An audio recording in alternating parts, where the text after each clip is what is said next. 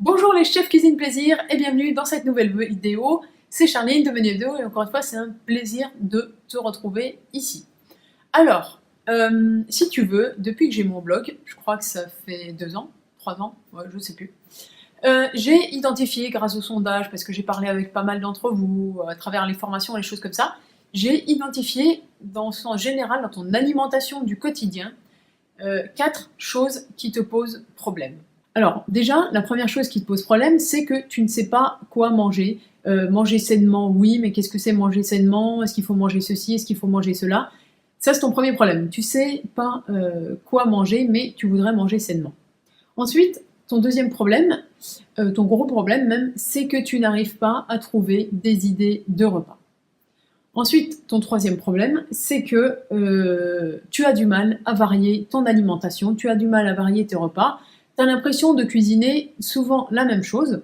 Et ton quatrième problème, c'est que tu veux équilibrer tes menus. Alors, en fait, ces 4 problématiques que je vais développer dans cette vidéo, elles vont trouver leur solution dans la pyramide alimentaire.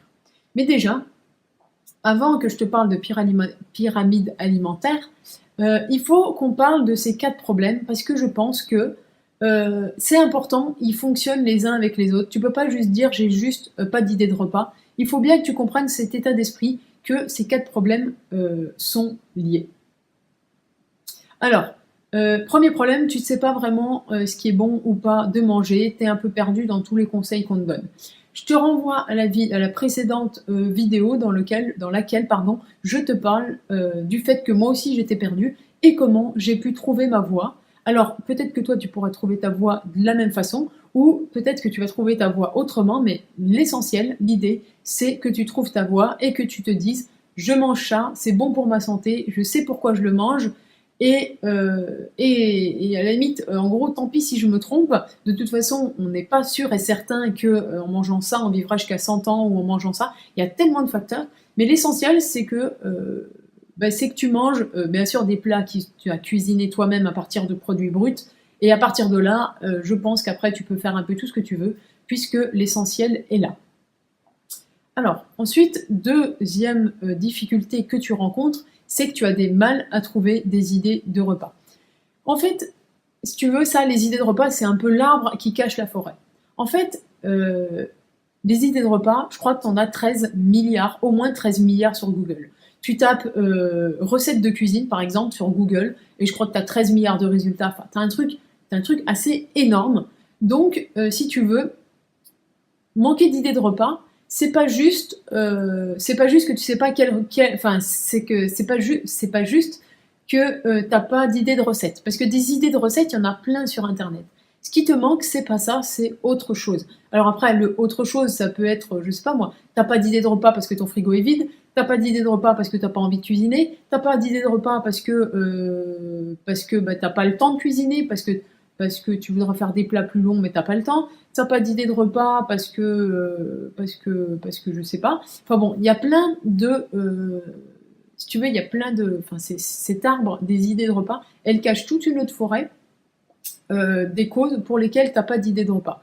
Par exemple, si t'as pas d'idée de repas, si ton placard est vide, c'est peut-être parce que tu as pas fait ton menu et que t'as pas acheté ce qu'il faut pour faire ton repas. Si t'as pas d'idée de repas, c'est que tu as peut-être passé une mauvaise journée à réfléchir beaucoup avec des problèmes, et là t'as pas envie de te poser la question des idées de repas. Si t'as pas d'idée de repas, c'est peut-être aussi que t'es pas assez créative. C'est que t'as plein de choses dans ton placard, dans tes frigos, mais t'arrives pas à créer toi-même la recette avec ce que t'as dans ton placard, dans tes frigos, et aussi ce que t'as envie de manger ou ce que ta famille a envie de manger. Donc tu vois que ce problème que tu rencontres de dire j'ai pas d'idée de repas, eh bien, faut pas que tu t'arrêtes là. Il faut que tu regardes, si tu veux, quels sont les problèmes là derrière, puisqu'avec les 3 milliards de recettes que tu as sur Google, tu ne peux pas manquer d'idées de repas, le problème vient d'ailleurs. Alors, problème numéro 3 que tu rencontres, c'est que tu as du mal à varier tes repas. Alors là c'est pareil, tu cuisines, tu arrives à peu près à trouver des idées de repas, ça va, tu prends pas trop la tête. Par contre, eh ben, tu cuisines souvent des pâtes, tu cuisines souvent du riz, tu manges souvent, je sais pas moi, du jambon, tu manges souvent des lardons, et tu as l'impression de faire un peu souvent les mêmes recettes, de retomber un peu dans les nouveaux plats. Eh bien, ça, si tu veux, ça a une cause. On en parlera, enfin, je t'expliquerai plutôt dans la prochaine vidéo et pourquoi la pyramide alimentaire va t'aider. Cette cause, c'est qu'en fait, tu diversifies pas assez ton alimentation. C'est-à-dire qu'en fait, petit à petit, depuis que tu cuisines, il y a certains aliments que tu as mis de côté, que tu as oubliés. Par exemple, si je te dis les pois chiches, tu vas me dire « Ah oui, par exemple, ça fait longtemps que j'ai pas fait de pois chiches. Avant, je faisais une petite salade de pois chiches toute simple, avec une petite vinaigrette, c'était super bon, quelques oignons ou quelques échalotes. Ah oui, tiens, c'est une bonne idée. » Mais cette idée de repas, tu ne l'as pas à l'instant précis, parce que quand tu cherches une idée de repas, eh bien, tu cherches dans tes souvenirs assez proches, dans les repas que tu as fait il n'y a pas longtemps. Et en fait, petit à petit, eh bien, tu cuisines de moins en moins d'ingrédients. Donc, il va falloir apprendre à te réapproprier des ingrédients. Surtout, tu vois, j'insiste là-dessus parce qu'on a une chance énorme maintenant, c'est on a accès à plein de magasins qui vendent plein de produits différents. Tu vois, je pense à ma grand-mère qui habitait dans un petit village du Haut-Doubs, 1600 habitants, t'avais un petit, je sais pas, Super U, ou je sais plus comment ça s'appelait là le truc. Ils te vendaient, si tu veux, le rayon féculent il était tout petit, enfin tu vois, ils te vendaient très peu de produits. Aujourd'hui, si tu habites en ville, par exemple, moi j'habite pas loin de Grenoble, entre tous les magasins bio avec des ingrédients différents qu'on ne trouve pas dans les supermarchés, le fonio, le teff, enfin bon, tu vois, t'as plein d'ingrédients que tu peux retrouver dans les magasins bio que tu trouves moins en grande surface. T'as toutes les grandes surfaces qui proposent quand même pas mal d'ingrédients. T'as toutes les petites épiceries, soit de quartier, soit en ville à Grenoble. C'est vrai qu'il y a pas mal d'épiceries où tu peux trouver des produits que, tu vois, moi j'en découvre tous les jours, quoi. Quand je vais, moi je vais à Biocoop, mais chaque fois que je vais dans un Biocoop, je regarde le rayon fruits et légumes, céréales, légumineuses, oléagineux et tout, et je découvre souvent des nouveaux ingrédients. Donc c'est vrai qu'on a cette chance-là. Et si tu habites dans un petit village au fin fond de la France et que tu n'as pas tout ça à côté de toi, eh bien sur Internet maintenant, il y a un site qui marche pas mal qui s'appelle Greenwiz dans lequel tu peux commander plein de choses. Je crois que les frais de port sont offerts à partir de 70 € d'achat. Donc tu vois, tu peux commander des céréales, des légumineuses, des graines à germer, tout ça, tout plein de trucs. Pour 70 €, ça se garde, ça sera jamais périmé. Ok, ça te fait avancer une somme pour faire tes courses. Mais bon, en plus, c'est livré chez toi, tu n'as même pas à faire les courses. Donc voilà, tu peux très très très facilement, en ce moment, maintenant, tu as la chance de pouvoir avoir accès à plein de produits et les cuisiner, bien sûr, de plein de façons différentes. Donc vas-y, fonce, normalement, diversifier ton alimentation. Tu verras, ça va devenir facile et aussi super gratifiant parce que tu vas tester de nouveaux aliments. Et si tu veux, au fur et à mesure du temps, une fois que tu auras fait ça, eh bien, tu auras beaucoup plus d'idées de repas, puisque tu pourras cuisiner beaucoup plus d'ingrédients. Enfin, la dernière partie de cette vidéo et le dernier point qui te pose problème, c'est que tu veux équilibrer tes menus. Alors là, celui-là, j'en entends souvent parler. Comment on fait des menus équilibrés? Déjà, qu'est-ce que c'est qu'un menu équilibré? Je te renvoie à la vidéo sur qu'est-ce que c'est manger sainement. Pour moi, c'est pareil. Manger équilibré, manger sainement, c'est à peu près pareil. Sauf que dans le menu équilibré, il y a aussi une idée de proportion, si tu veux.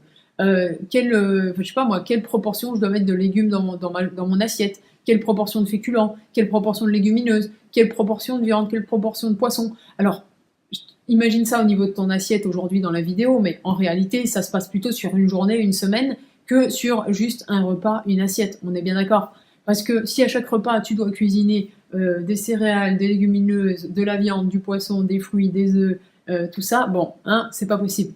Mais pour équilibrer ton menu, tu verras que la pyramide alimentaire va aussi beaucoup t'aider en termes de proportions, parce que j'ai trouvé des pyramides alimentaires qui te donnent un peu les proportions de ce qu'il faut consommer au quotidien.